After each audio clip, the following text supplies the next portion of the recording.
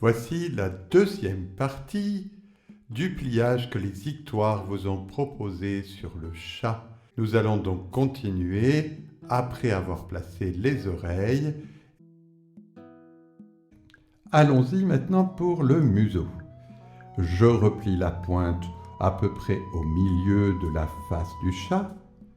Puis, pour faire le museau, je replie dans l'autre sens en accordéon ou en zigzag pour refaire la pointe du museau par un petit triangle qui vient se remettre par-dessus. La tête de mon chat va être prête bientôt. Regardez comme c'est joli. Voilà, la tête de chat est finie. Puisque la tête est finie, il va falloir s'occuper du corps et de la queue. Je vais donc retourner de l'autre côté de mon pliage. Je retourne ma feuille. Et l'espèce de carré mal fait ici, je vais en chercher le centre. Pour ça, je ramène la queue qui est à gauche ici ou en haut et je vais la ramener vers la tête pour marquer correctement le centre. Alors j'ai juste à le marquer, donc ça veut dire que je vais bien placer les pointes pour être bien au centre, mais je marque juste le pli du centre. Ensuite, je rouvre la feuille et je vais faire maintenant les côtés du corps.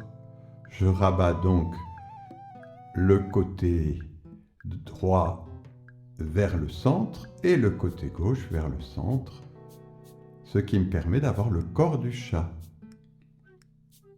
Puis je vais m'occuper bien sûr de la queue. La queue est donc de l'autre côté bien sûr de la tête. J'utilise le pli déjà prêt là pour pouvoir replier ma queue. Du même coup, la pointe de la queue arrive au milieu de la tête du chat à peu près. Une fois que ce pli est fait, je le redéfais et là, je vais affiner la queue.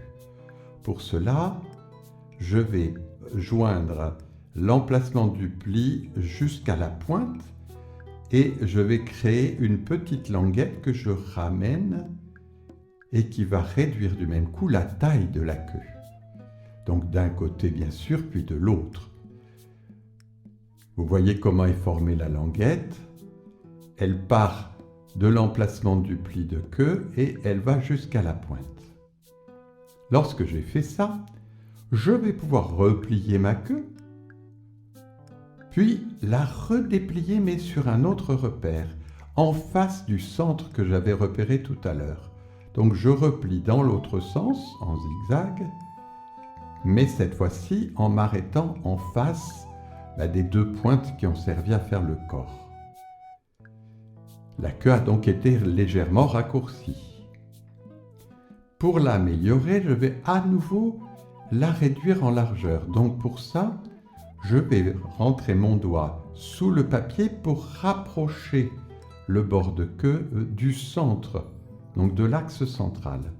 Cela crée une espèce de volet en trapèze que je vais bien améliorer pour le raplatir complètement. Alors le trapèze, vous verrez qu'il n'est pas régulier tout à fait. J'aplatis bien ma queue le long de l'axe central. Et puis je vais faire la même chose bien sûr de l'autre côté. Donc je place mon doigt, je ramène le bord de queue au centre et je raplatis le volet sous forme trapèze. Et voilà, ma queue est réduite, elle est un peu plus pointue. J'ai terminé la préparation de la queue. Je vais pouvoir maintenant retourner mon chat et le plier en deux. Il n'est pas loin d'être fini, mais je trouve que la tête n'est pas bien placée par exemple. Et puis je trouve que les pattes, on ne les voit pas. Alors pour les pattes, je vais avec mon pouce créer une espèce de pli en arc de cercle juste pour marquer les pattes. Et ça permet en même temps de poser le chat mieux. On va s'occuper maintenant de la tête pour la placer correctement. Je vais la ramener en verticale pour ça. Je place mon pouce et mon index sous la tête et je vais repousser avec l'autre main ma tête pour la mettre en position verticale. Alors je maintiens bien, puis ensuite je vais derrière la tête pour améliorer le pli. Donc pour le confirmer, Je vais donc utiliser carrément mes pouces pour bien marquer le pli et ainsi pour que la tête reste en place. Voilà, et je vais m'apercevoir que du même coup, eh bien, les pattes avant vont apparaître en dessous. Les deux pattes avant sont juste sous le museau. Puisqu'on s'est occupé de la tête, eh bien, on va pouvoir s'occuper de la queue maintenant.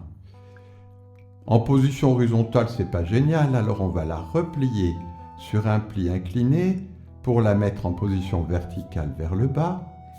Donc je prépare mon pli d'abord sous cette forme, puis je vais le redéfaire pour pouvoir l'inverser à l'intérieur.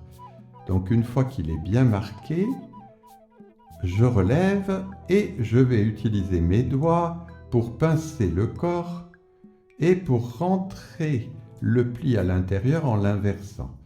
Donc vous voyez, mon pouce et mon index rentrent le papier, ce qui permet que la queue soit inversée à l'intérieur. Si je ne veux pas qu'elle reste vers le bas, eh bien avec mon doigt, je vais pouvoir la redresser en réinversant un pli.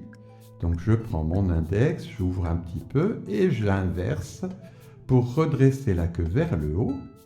Et à nouveau, en inversant le pli, j'obtiens une petite queue pointue qui vient vers le haut. Très mignonne, je trouve. Et voilà, mon chat est pratiquement terminé. Je n'ai plus qu'à le poser. Et puis, si je veux vraiment l'aider, je le caresse sur le haut du dos, ici, juste derrière la tête, pour en réalité creuser un peu le dos. Donc, je crée un espace en creux, que je peux même confirmer en faisant une espèce de pli. Ça permet finalement de mettre du volume dans le corps de ce chat. Et comme ça, quand il tient sur ses pattes, on le voit bien tenir. Et voilà, notre chat est terminé. On s'est bien débrouillé, je trouve, non? Et si on veut d'autres papiers pour le faire, eh bien on peut le décliner dans toutes les couleurs. Ce modèle m'a été inspiré par un site dont je vous parle sur les remerciements. À très bientôt!